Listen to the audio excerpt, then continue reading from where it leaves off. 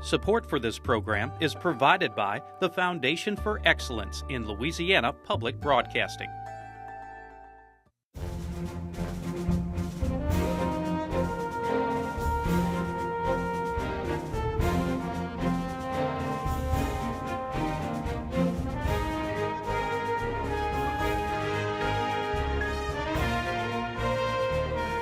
Hello and welcome to Louisiana Public Square. I'm Beth Courtney, President of Louisiana Public Broadcasting. And I'm Shauna Sanford, anchor and reporter for LPB. Tonight we come to you from the Julian Poydras Center in the city of New Roads, a community that has seen firsthand the tragic consequences of our topic for this evening, bullying. 17-year-old Tisha Middlebrook took her life earlier this year at Point Coupee Central High School, a victim, friends and family say, of repeated bullying.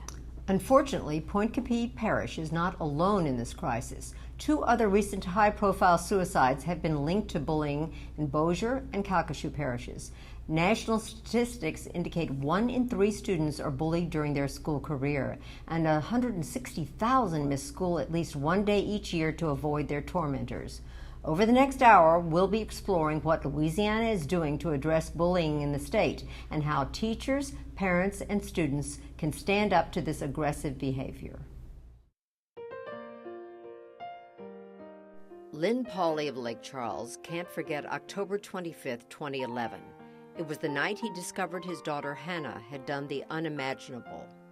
I went out to eat with a friend of mine, and I got home about 9:30 to 9:45 that evening, and I had gone into my bedroom to use the restroom, and I noticed my drawer where I kept my pistol for protection was open. And I walked upstairs, and she was in her room laying on the floor with a self-inflicted gunshot wound.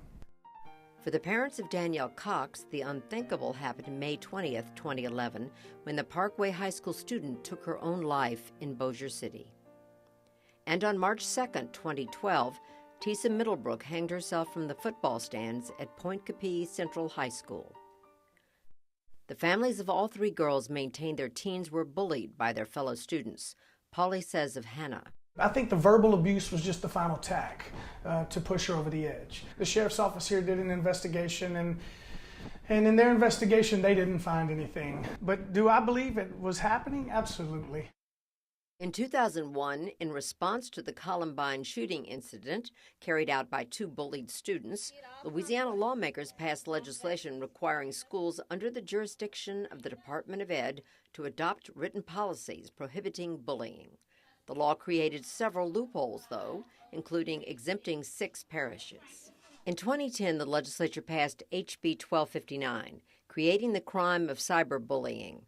Although not specific to the school setting, the definition applied to the abuse, torment, or intimidation of persons under the age of 18 through electronic means. In the most recent legislative session, lawmakers considered 8 anti-bullying measures. One of those was sponsored by State Senator Rick Ward, who represents Point Coupee Parish, where Tisa Middlebrook lived. I thought something needed to be done to address the problem and make sure that there was a process in place if somebody was facing issues, bullying issues, that everyone involved knew exactly what needed to take place to help out the situation. Ward authored the Tisa Middlebrook Anti-Bullying Act, which takes effect this school year. The legislation requires every public school to notify parents and students that bullying is prohibited and to provide annual training on intervention for school employees, including bus drivers. Act 861 also requires school principals to investigate accusations of bullying beginning the very next school day. If no action is taken, then complaints move up to the local school board, which must also start an investigation the following day. Ward says imposing the time limit was crucial. We wanted something immediate, that the situation can be addressed. If it's investigated and it's found nothing's there, they can move forward. If it's investigated and there's found to be some bullying action, the proper steps can be taken place. On the one hand, we do understand the impact that bullying has on children. We want all of our kids to have a healthy experience while they're in our schools. On the other hand, we don't want the legislature or legislation to put us in a no-win position. Des Moines Rutledge is the general counsel for the East Baton Rouge Parish School System. He He is concerned with school districts being able to faithfully comply with what he sees as the bill's overly broad definition of bullying. It clearly says that bullying is defined as gestures, including but not limited to obscene gestures, as well as making faces. So if you took that to its logical extension, sticking your tongue out at a kid repeatedly could be defined as bullying. Rutledge preferred an anti-bullying bill proposed by Representative Patricia Haynes Smith. Representative Smith's bill enumerated the possible motivations behind prohibited harassment, including race, ancestry, disabilities, religion, and sexual orientation. Objections from the conservative Christian organization Louisiana Family Forum were a catalyst for getting that language stripped from the bill, at which point Smith withdrew the measure. Thank you. Representative Smith's bill, which was not enacted, touched upon the same basic principles that Act 861 touched upon. The difference, in my opinion, is Act 861 is far more prescriptive in terms of chapter and verse.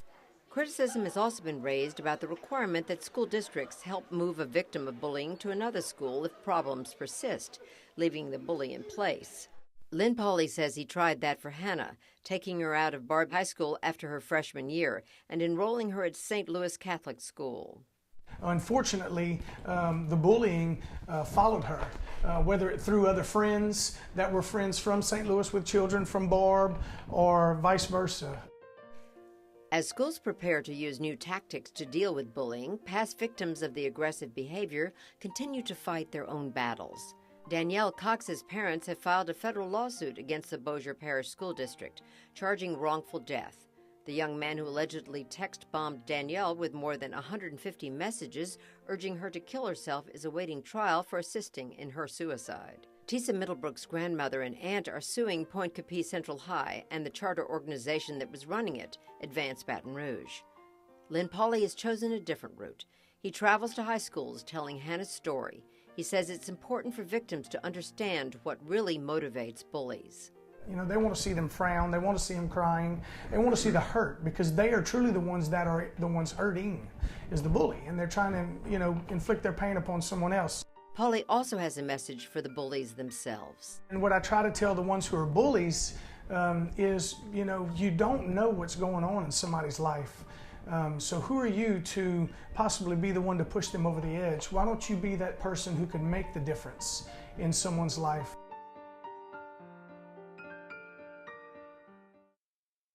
And we want to thank Sue Lincoln with the Southern Ed Desk for helping us put that package together. We are looking forward to a very informative discussion tonight. And so as we get started, I'm going to take a few moments to introduce you to our panelists. We have with us Mr. Lynn Pauley. He is the father of Lake Charles student Hannah Pauley. You just saw him in that story.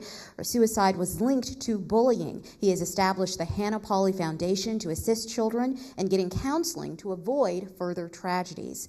Dr. Angela Lee Domain is the principal of Bel Air High School in Baton Rouge. She has 21 years of experience in the state public school system. She has worked as a high school teacher, an assistant superintendent, and a principal.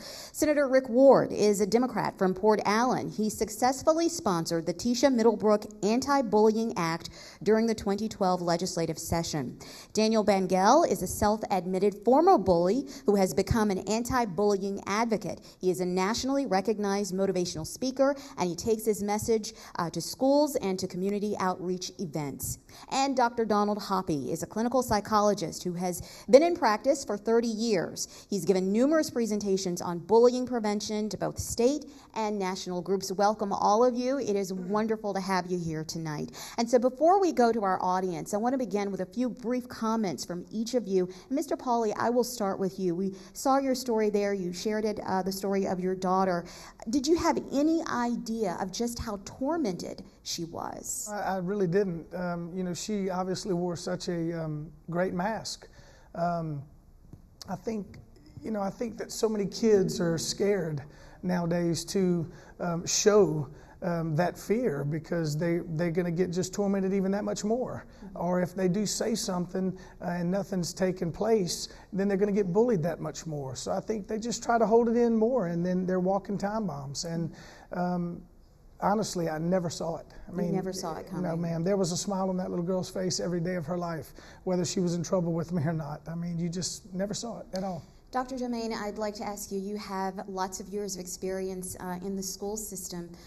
Do you believe that the school system is as prepared as it should be to handle the bullies and the children who are on the opposite end, the receiving end of that abuse? I can't speak specifically for the entire school system. I can speak for my school.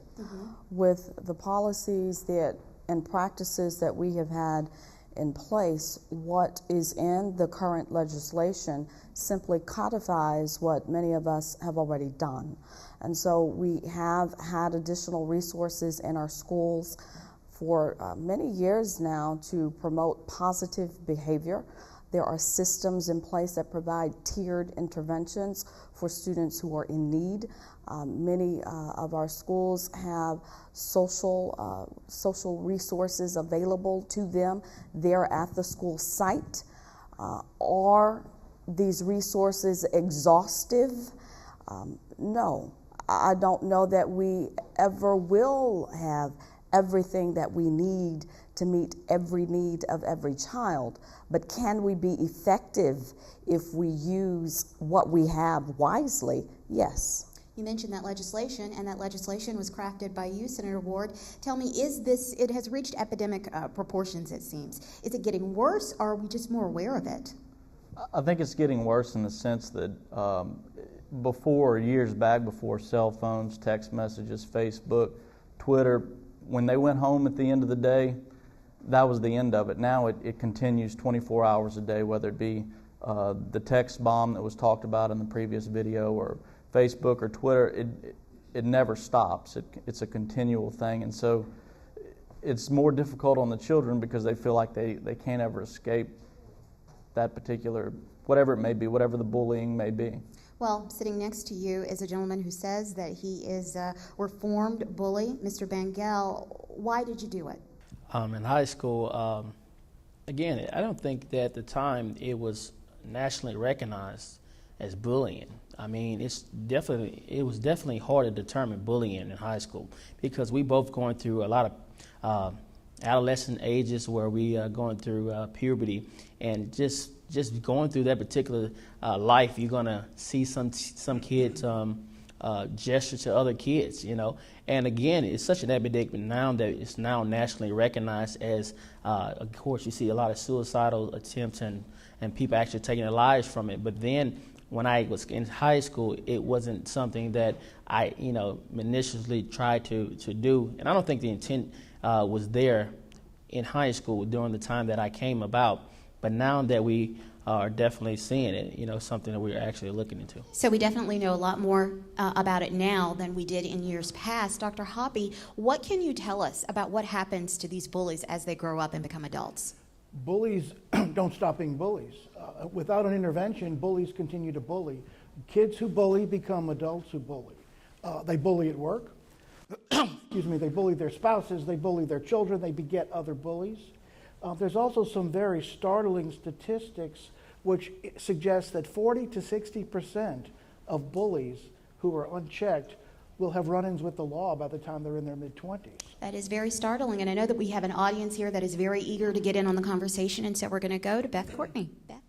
Thank you, Shauna. We have with us a high school leader, Monique Claiborne. Monique, where are you from? Opelousas, Louisiana. Well, you have a question for one of our panelists. My question is directed to Dr. Hoppy. Are you aware of any movements among psychologists to work with the actual bullies and understand their mindset, where they're coming from, because so often they bully out of anger and other issues at home? People who work with children and work with schools in this area are really focused on both the victims and the bullies. We probably have focused on the victims more than the bullies, but there is a trend now to look more at what motivates the bullies. Bullying is characterized by a differential in power. The bottom line with a bully is that he or she is exerting their power over another individual and rendering the other individual vulnerable or powerless. There is an old wives' tale that bullies themselves have low self-esteem and that they feel bad, they're depressed. Sometimes that's true, but many times we now know it's not true. That these are kids who are power happy, They're control freaks. They want to be in charge. They want to be the center of attention. So sometimes what motivates the bully is very different from what we once thought. Bullies are also egged on by peer pressure. Often it's the kids who stand around and do nothing or who giggle and snicker that the bully is fed by. And so that we're beginning to understand more and more, and intervention really needs to take place not just with the victims, but with the bullies, and more than anything, with everybody else as well. Monique, have you seen bullying in your high school? Yes, I have, most frequently working as a coach with a basketball camp. I work with 1st through 9th graders, and it's a 4-day camp, but every day we have so many fights. We're breaking up. It's the little kids on little kids. Sometimes it's the older kids picking with the little kids. I see it all the time. All right, does this fit into what you observe as well, Dr. Hoppy? Yeah, anytime kids are together, there's that potential. Well, anytime anybody's together, because adults bully as well. Bullying seems to begin in the elementary years. It really peaks in middle school. It peaks in 6th, 7th, and 8th grade, really reaches its height at that point, and little by little begins to diminish, usually through the high school years with increased maturity. But 60% of kids report that they're seeing bullying almost every day in some situation. And the vast majority of bullying is taking place in school and school-related activities, because that's when kids are clustered together. So yeah, that's consistent with what we see. Thank you for your question. And we have another question here. Give us your name and tell us where you're from. I'm Clay Parker from Hammond, Louisiana. And my question is directed towards Senator Ward. Will your bill affect the criminal prosecution of bullies, and if so, how drastically? It will not affect the criminal portion for children. What it does, it gives the teachers or the instructors, whether it be the principals, anyone in authority in the school system, some outlines as far as what exactly is bullying and what steps they need to do to take, or what steps should take place once it's reported. And that way a school can get that kid, whether it be moved to another school or just taken out of the situation. We needed some steps to put in place to do that. But we wanted to stay away from the criminal side of things, because that gets into a whole different set of circumstances that may need to be visited another time.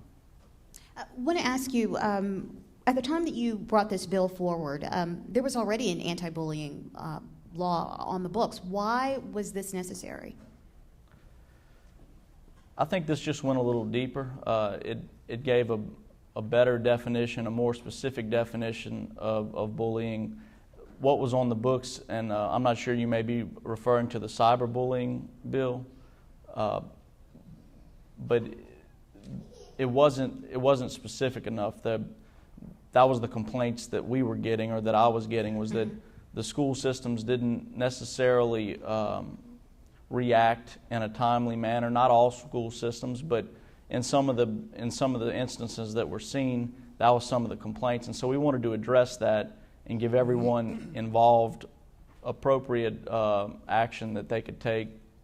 Well, I'd like to ask Dr. Domain, does it define bullying for teachers and for principals? Is that definition a good definition? Is it helpful? It provides very specific guidance on how to identify bullying, whether it is through language that is derogatory or demeaning, or leads to another student's feeling intimidated or threatened.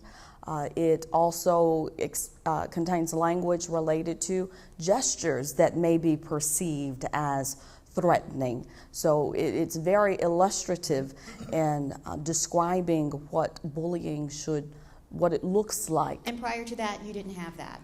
It wasn't as defined. I think prior to that, there was more subjectivity. Some may argue that there is still some level of subjectivity, but the law specifically states, again, that if it leads, whether it's a gesture or whether it's words, if it leads to a student's feeling intimidated or harassed or threatened, then this is something that needs to be investigated. This act needs to be investigated. Okay, all right. Beth? Well, I have a very close a friend, relative of one of the victims. Tisha, tell us your name. James Joseph. And James, you have a particular feeling of something that needs to be done that you're working on that could have perhaps helped Tisha. Yes, we are starting a program called Enough is Enough, Point Men Against Bullying. Why do you think there aren't enough men involved in this? What's the point of this?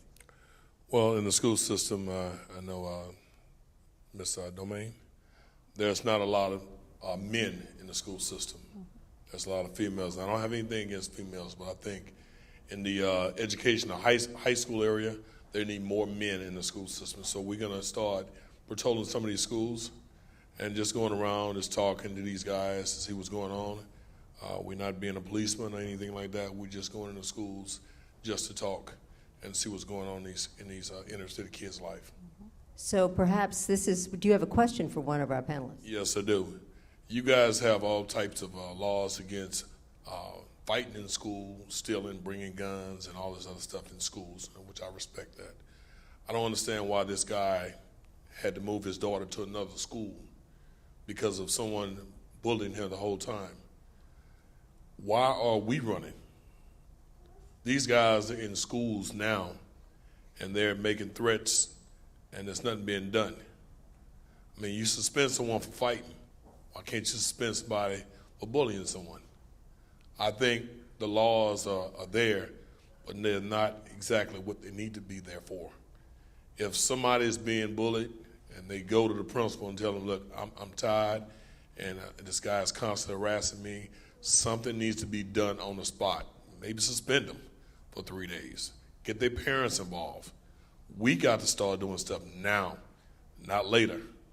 And I think this guy, he shouldn't have to move his daughter at all. I mean, she's not doing anything, but the bully's still there, and he's going to constantly bully until we put a stop to him. So like I said, you guys got zero tolerance, zero violence in schools. Shouldn't one of the things be bullying? So Mr. Pauly, maybe you want to respond. I totally agree. The transfer from one school to the next isn't going to stop the bullying. It followed her. It followed her through the cyberbullying. It followed her through the cell phones and the text messaging. And unfortunately, I don't believe that we're attacking the right form of removing the bully. I'm with you. Why is this kid allowed to stay at that school? Why does somebody have to run? You know, if my daughter's in school to get her education, to do whatever she wants to, or to graduate high school, to go on to college, but yet she's having to run because nothing is taken care of. I brought this point up earlier while we were all talking. I agree. We'll arrest someone for fighting, but we won't arrest someone who's putting permanent marks on the heart of a child who eventually takes their life, because this is continuously going on. It is getting worse and worse by the day. And let me tell y'all something. It isn't just the kids. I would be willing to bet it's 50-50 on the adults, teachers, as much as the students. The students go to the principal, and the principal in turn says, no, that teacher wouldn't do that. I've been with them 20 years. So is it going to take 10, 15 students being bullied by that principal's staff before something's done to that teacher? You can't fire a 10-year teacher, and I believe that's my impression. So you can suspend or expel a student for bullying, but nothing's going to take place to the adult. And we're supposed to be the adults who are supposed to fix these problems, but yet in some of these schools, it is actually the teachers that are inflicting the bullying upon the students. Well, Mr. Benga, you look like you want to jump in. Would a gentleman of this size telling you better stop would probably have an impact on you when you were a bully, right? Well, no. No. Well, what I want to say is that, and I listen to the different bills and stuff like that, and it seems like they have a system where they're taking the kids out. And if you take a child out of an environment, it doesn't change the bullying, okay? There needs some type of intervention program that needs to be established in the school system, because if I don't know I'm bullying somebody and you take your daughter out or you take your son out, that doesn't stop me from bullying at that school or going to another school. There's nothing that I read in the bill, and of course I hadn't saw the revised bill that Senator Ward did, but the first one, it didn't speculate any type of intervention program. Because once you identify the bullying, you want to definitely intervene. Then, hey, there's some type of program initiated in the school system where that particular student can identify they're being bullies and find ways to stop doing it. and that's not in it. Us being children, us being teenagers, we're distracted. We may remember something this week. By Friday, our mind's on something else. And 3 days or 5 days being suspended doesn't stop anything. It's not going to stop you from bullying anybody. It's not going to stop you from fighting anybody. But once we implement programs inside the school system to be more proactive rather than reactive to situations, then maybe we can get something accomplished. Well, I believe that if you start doing something, instead of just saying you're going to do it, things will take place. My daughter shouldn't have to die because somebody just wanted to go over there and bully and he goes home for the weekend. Start taking action on those kids as you do the ones that fight. I'd rather my kid get punched than continuously have somebody demoralize her to come home and do what she did. So start now. Take action now. We need to protect the victims first and foremost, and that's where moving the child comes in. Then we need to intervene, and the bullies need consequences. But as has been pointed out, that's not going to be the end of the problem. What needs to be addressed is the culture of bullying that we have in our schools. That needs to be addressed. It's a system-wide problem, and I don't think there's enough being done to address from day one with these kids when they walk into school the issues that underlie bullying. We need to develop a culture of tolerance and of mutual respect and of recognition and celebration of differences rather than the kind of negativity that exists in some of our schools and the my way or no way and I'm right and you're wrong. There doesn't have to be good guys and bad guys. And that needs to start on day one. That's the culture that supports this. That's the culture in our schools, and perhaps it's the culture in our country right now. And if we don't start working on that level, this problem is not going to go away. Where the child is able to move to another place, we did that, and if you look at the bill, there's several steps that take place before that happens. And what we wanted to do was in a situation where the bully themselves is not being addressed. We don't want that person to just be trapped there and say, I can't afford to go anywhere else. There's nothing else for me to do. So we wanted to give them the option. They don't have to, but they have the option at a certain point to remove themselves from that situation. But we can't be fooled into thinking that solves the problem. No, absolutely not. Absolutely not a solution to the That's problem. just a safeguard in case steps aren't taken to address the bully themselves. It's a Band-Aid. Now also keep in mind Do you want to that in add? this state Yes. we do. No, go ahead, Mr. Mayor. Okay, also keep in mind that in this state we have adopted, again, the positive behavior intervention system. And it is designed to reward behavior that is appropriate, behavior that is in accordance with the expectations of a respectable society. But when there are persons who do not comply with those expectations, there are tiered interventions that take place, and it may involve group counseling. And if that does not help, then the next step would be one-on-one counseling. And if there needs to be some punitive measure put into place to deal with that behavior, then that's also done. It is a system that has been put into place, and again, when we use what we have effectively, we can address these issues. The resources are there. Dr. Domingue, my appreciation is that there was not a counselor at Tisha's school. Is that correct? Correct. That wasn't at all. And so clearly you're hearing things that are making you think if this were in place, it might have made a difference.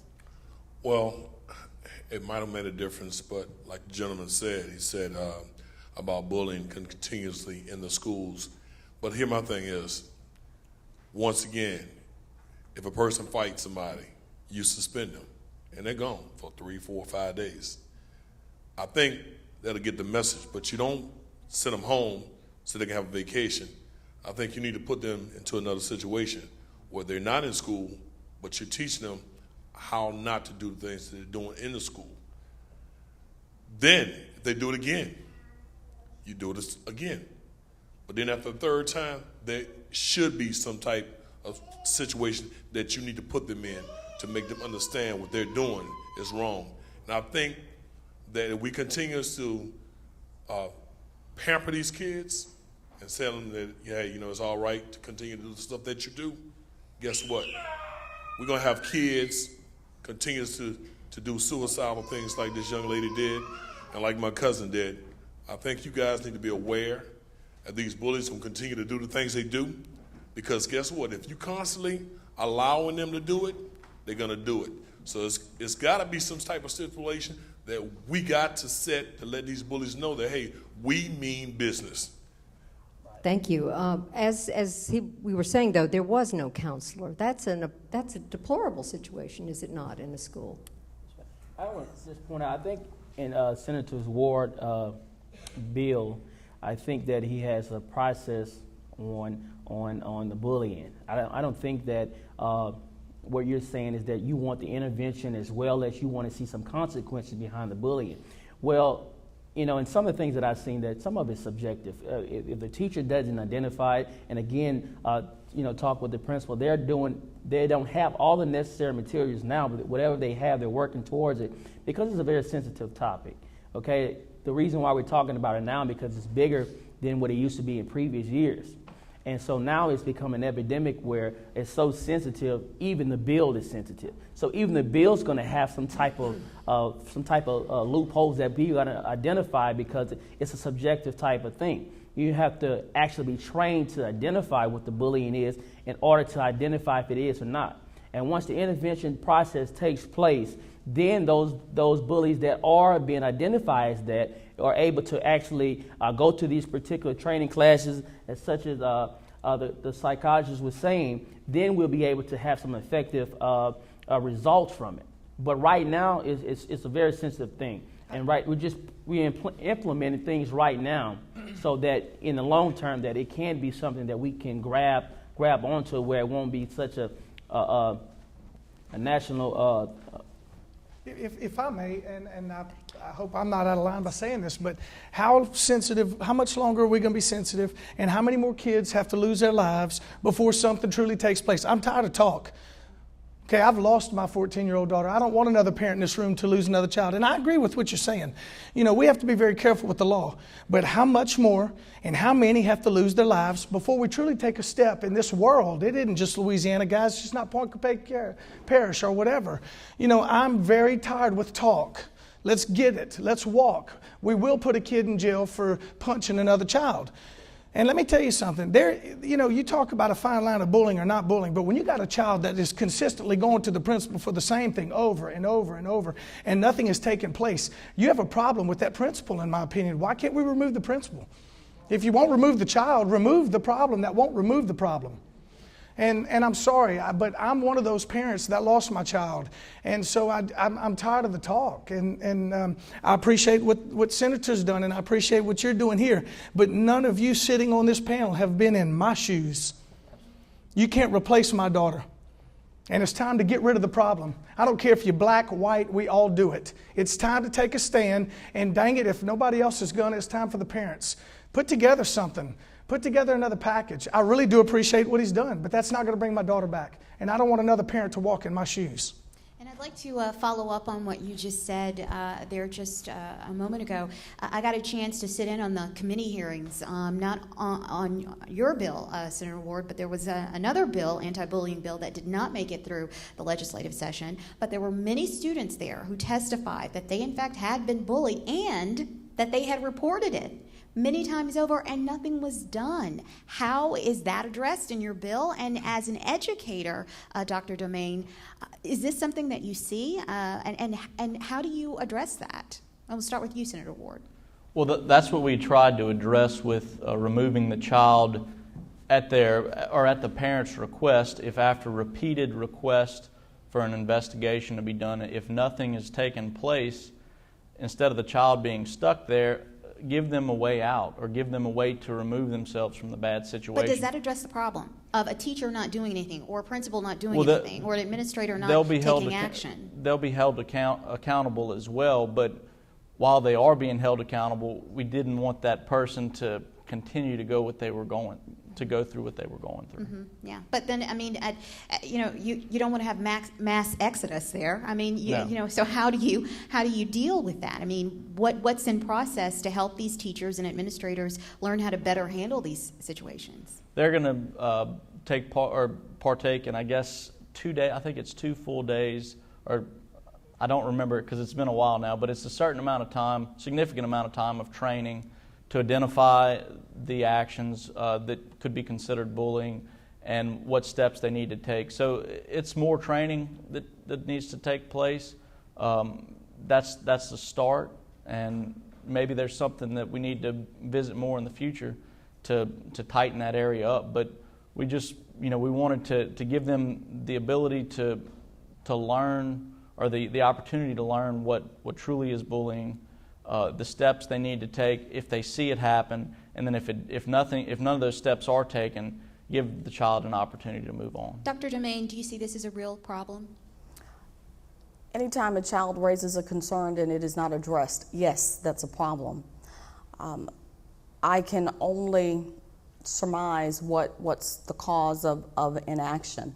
I'm concerned because I heard that at this school, Point Capee Central, that there was no guidance counselor in the school. That's severe understaffing, and again, I can't account for it. I don't know. I know that at my school I am very fortunate to have staff available for me that can follow up immediately. And again, when a child raises a concern, it needs to be addressed immediately. I have staff that can assist me with that. The bill, the legislation has codified that. It has put time limits on it. So now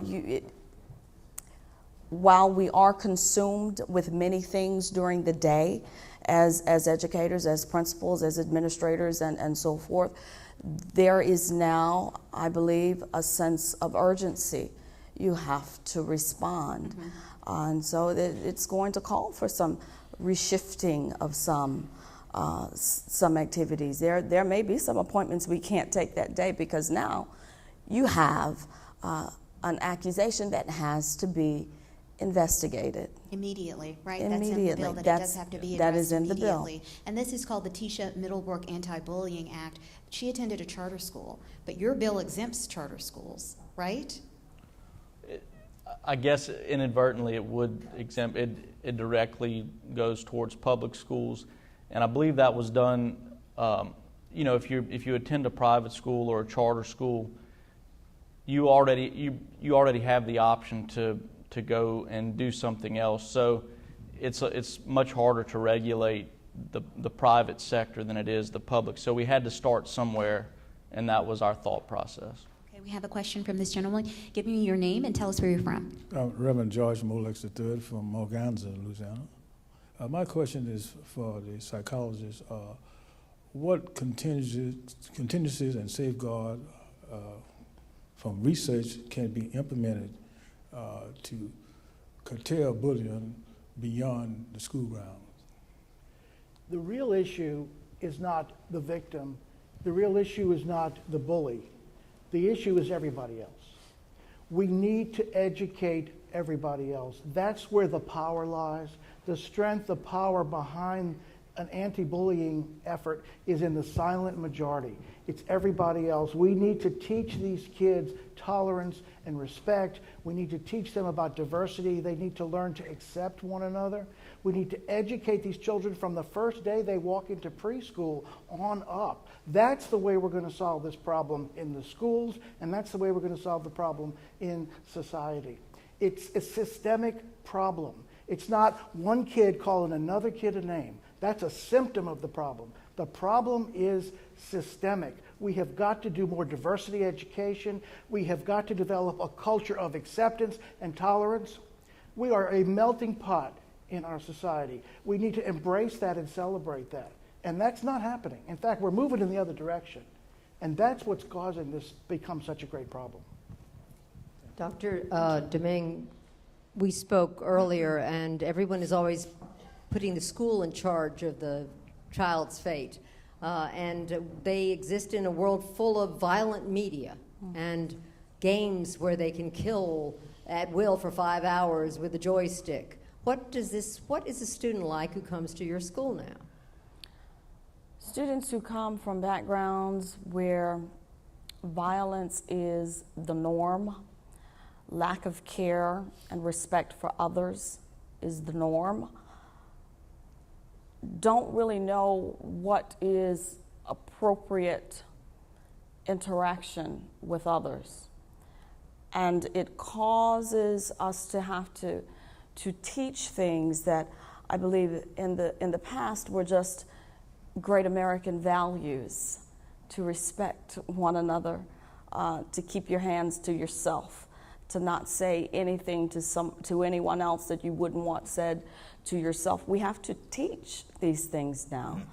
Our children are desensitized to bullying and to violence. We look at the shows that are on television now, even the reality shows. It used to be just the game shows, and we could say, oh, the video games are so lifelike now, and that's what's attributing to this seemingly decline in behavior. But the reality television shows that glorify bullying are what our children are enjoying, and what's being perpetuated as, this is the way to be. A child coming to us now is very different from one who came to us 5 or 10 years ago. We are playing more the role of, I'm not just an administrator. There are students at my school who call me mama, and when I was younger, big sister, or whatever it was that they needed. So they come to us with needs that go far beyond, I think, the classroom. And so we're having to be more equipped for that. We're having to be more equipped to bring social resources and to have the psychologists and social workers on our campus and available to our kids. We're having to adjust our level of responsibility and response to the needs of students because of their backgrounds. Well, I have another student here who has a question for the panel. Give us your name and where you're from. My name is Jasmine Littles. I'm from Zachary, Louisiana, and my question is for Mr. Bengal. It's a great idea to educate our students about the diversity of everyone, but clearly teenagers do not like to listen. They feel like they're over any administration and authority. So what do you think we can do in our schools to directly affect the bullies, to let them see that this is a major problem, and to allow them to see that this is something that clearly needs to be fixed, and for them to maybe back off? We, as teenagers, we hear one thing and then it goes out the other ear. The principal may say, hey, you're doing something, you need to stop it. Yeah, we heard it today. Then Wednesday we get back into the environment again where it came from, and we get back into our ways. And again, I'm talking as a teenager, rather, looking on the other side of the coin. And being a teenager, we're going to be in a situation where we're in front of all our peers. There's no adults there. Okay, so when we're around an adult, we tend to act different. We tend to do things the correct way, but when we're around an environment, the thing is, and again, being a reformed bully, quote unquote, the thing is that you want to be a person to not so much intimidate, rather. You want someone to say, hey, when you see that particular person coming up, you need to go the other way or not mess with them at all. And that's what some of the students have, that particular way of defining themselves as, hey, I want everyone to leave me alone. Well, what did it take to change your behavior? Well, again, what changed my behavior again was the fact that and my steps were a little different. My mom, again, was a single parent, so getting put out of school was enough for her, and she was like, you know what, you getting put out too many times. And again, it didn't stop the problem of bullying, because at the time in high school, being on the basketball team and football team, of course, you have an entourage that seemed to come around you where you do tend to try to mess with other students. Again, I didn't have any intent to bully them, or rather than it was just something I did because I was in high school. And again, in order to facilitate the bill is that once we identify the problem, then we have our intervention. And again, it's now a national recognized epidemic now, and people are suffering from bullying. And so right now we're doing what we can, and Mr. Ward, Senator Ward, has implemented bills to take those proactive steps and to stop in all these cases of things that come from bullying. Sounds to me like you had to grow up to change your ways. Absolutely. Is that what I'm hearing? Okay. Over to you, Shauna. Thank you. Lynn, I'm really curious, taking in everything that you're hearing, and I know there are lots of parents out there who are watching and who are really trying to understand what would have helped your daughter. Is there anything that you've heard here, anything that hasn't been said that could help a parent who's watching this tonight? What would have made the difference, you think? You know, I think personally, if I would have just asked maybe a little bit, we did everything together. She rodeoed, she played volleyball, she played softball. There was nothing that she wasn't active in, but she always came home with that smile on her face. We would go out to the farm and ride her horse or whatever. And I think maybe if I would have just said, or maybe asked a little bit more, hey, is there something underneath that smile? Nowadays, we really need to address with our kids with everything going on. I never knew how bad bullying was until my daughter's death in October of 2011, because I never paid attention to it on the television. And now, since my daughter has died, I see it every day, all day long, and I read about it in papers, and it blows me away as how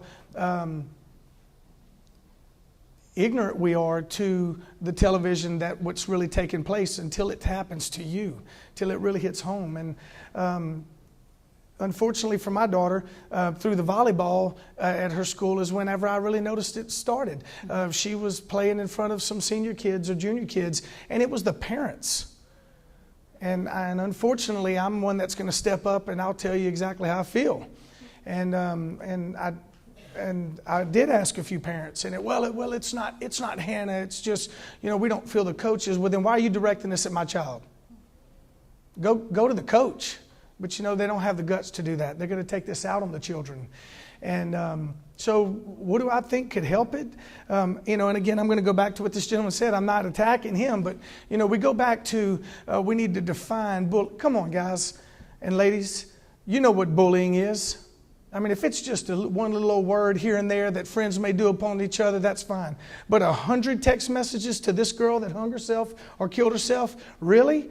How long does this take place before you got to identify that as bullying? Well, and I think we know this. I think that speaks to the type of bullying that goes on, that can happen so quickly. And everybody bullies. We do it to our kids and we do it to friends. But when it gets to a point to where it's to an extreme, it's different. And we have a question along those lines. Give us your name. Tell us where you're from. My name is Nicholas Living. I'm from Harvey, Louisiana, and my question is directed towards Dr. Domain. How can schools effectively regulate social interaction when it comes to cyberbullying without overstepping the boundaries of personal privacy? Just for you, Dr. Domain. He looks at me and says, good luck. All of you can jump in on that one, but it's a big problem, cyberbullying. It is. Cyberbullying is a problem, and there are so many outlets for them in cyberspace, them being our students in cyberspace, and they show me new ones every day. What we do have in our power to do is that when students share this information with us from Facebook, from Twitter, from Instagram. I heard that one today, a new one for me. Then we can do something about it, but we don't have the authority. As a matter of fact, I can't friend my students to monitor their behavior. That's against the law. Even as a Facebook user myself, I cannot friend my students. And so I really rely on building positive relationships with my students, creating a culture in our school where there is some adult that they feel comfortable with to go and tell what's going on. And really that has been the most effective method for us. No, I cannot. We cannot police cyberspace. We don't have the authority to do that. But we do rely on our students and on those positive relationships with students. And they have shared with us on many occasions things that we were able to be then proactive about before it became physical or before some violent encounter happened. Well, it sort of sounds like you're creating that culture or changing that culture that Dr. Hoppy was talking about not long ago. Is that right? That's exactly right, and I'm really encouraged and excited to hear that. I've dealt with a number of kids who were victims of cyberbullying. I've also dealt with an adult who was a victim of cyberbullying. It wasn't the bully or the victim that blew the whistle. It was other kids. When you're on Facebook, everybody's reading everything. Mm-hmm. A lot of people know what's going on. Mm-hmm. In every case I'm aware of, it was someone else who blew the whistle and said, this is not okay.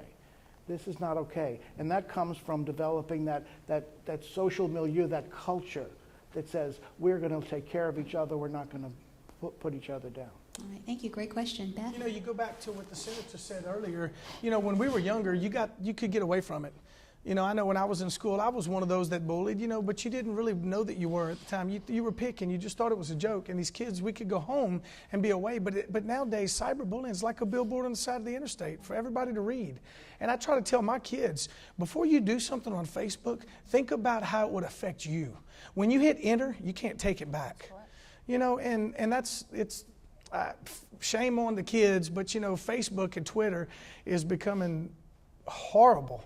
And it's the biggest problem, in my opinion, because you can't get away for a weekend. You can't get away from that one guy as we were in school doing things. You can't get away from him for the weekend. Now you got other kids calling you or texting you or messaging you, saying the same things. And it's a great point that you make, because once it's out there forever. Absolutely. When you hit enter, you can't take it back. Yeah. Well, we have another question over here from a student. Your name and your school, where you're from. I'm Austin Nelson. I'm from Pineville, Louisiana. In earlier discussion, I heard a lot of administration having reports of bullying and then nothing being taken place to get rid of the problem. And sitting here, I kept coming into my mind, what about students or peers or friends of the victims who were scared or like worried about the retaliation of reporting that problem from the bully? And my question is to Senator Ward, do you feel that a system that would allow students to anonymously report the bullying would be effective in schools? I definitely think it could be, because that came up over and over as we discussed. I mean, we spent countless hours talking to different people, and one thing that came up over and over was many people are scared of retaliation. Maybe they know the bully, maybe they know how he acts towards others, maybe they're afraid of parents, of coaches, or whoever it may be. If they could anonymously drop some information in someone's lap where they could pursue it, it definitely couldn't hurt. Is there a provision under your bill to do this? I mean, is this a guideline or one? I don't know if there's a particular guideline for them to anonymously do it, but if they were to go meet with some administrator or an official, they can be kept anonymous. It doesn't have to come out who tipped them off to the information. Correct, and we do that when students bring information to us, whether it's you know, they're planning to fight after school. We don't share publicly how we know that. You just investigate. Well, thank you, Austin. To you. We have one last question. Give us your name. Where are you from? My name is Taylor Boutte, and I'm from New Iberia, Louisiana. And your question? I've read a few statements arguing that the Tisha Middlebrook Anti-Bullying Act is unconstitutional. What would you say to the people who are saying that, Senator Ward? I have not heard that, so I guess we'll have to see if it's contested, but I can't see where it would be unconstitutional. It's geared toward preventing something that clearly needs to be dealt with. There's no one particular person that's targeted. It's the actions that are targeted, no matter who's committing the offense. So that's the first I've heard that, but I guess we'll see here in the future. And we're certainly going to keep our eye on it. Beth? Fit in one more question. Yes. Your name, please. My name is Cindy Champagne. I'm from New Roads, Louisiana. I have maybe a general question and also a challenge to Senator Ward. You've heard these people tonight about how important it is that the cycle of bullying be broken. I'm sure the doctor could speak to what percentage of bullies were bullied themselves. You're going to have to mandate, from a legislative standpoint, that our school systems take action, which includes mandatory parental notification of parents of students who are bullied. Had this gentleman gotten a phone call from the school and said, just wanted to let you know what's going on with your daughter, could he have then taken a little action? They're not with their kids. They don't know what's going on at school. There needs to be mandated communication, as well as mandated parental notification of the parents of the bullies. After that, mandatory counseling. Don't accept we don't have the resources. You have Dr. Domingue here, right here on the front lines, and she's just told you that they can do it with the resources that they have now. So I would challenge you to take your law to the next step, and let's mandate some action from a counseling and intervention standpoint, and that way we can break the cycle. And I would agree. I think the next step would be to this sought to help out those that are the victims. We need to take some more proactive steps, and this includes a small portion, but to educate the children on what it is they're doing. I mean, a lot of them know they're being mean, but I don't think they realize the extent of what they might be creating and how it can affect the people that they direct it towards. So, and why are they doing it? Right. A lot of them don't even understand why they do it.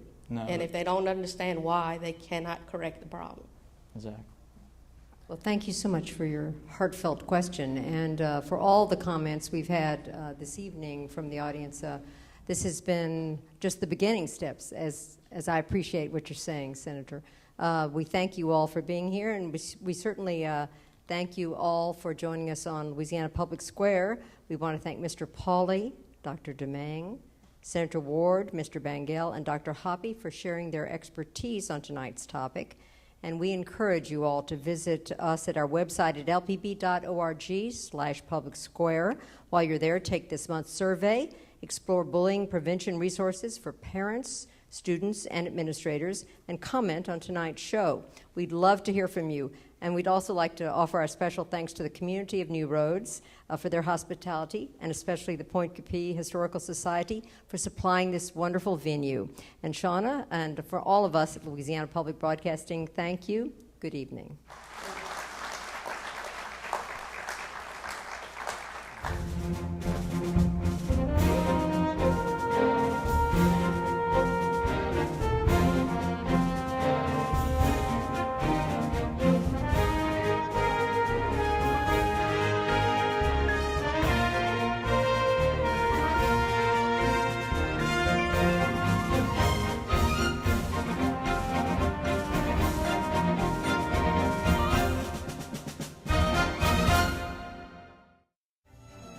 For a copy of this program, call 1-800-973-7246 or go online to www.lpb.org.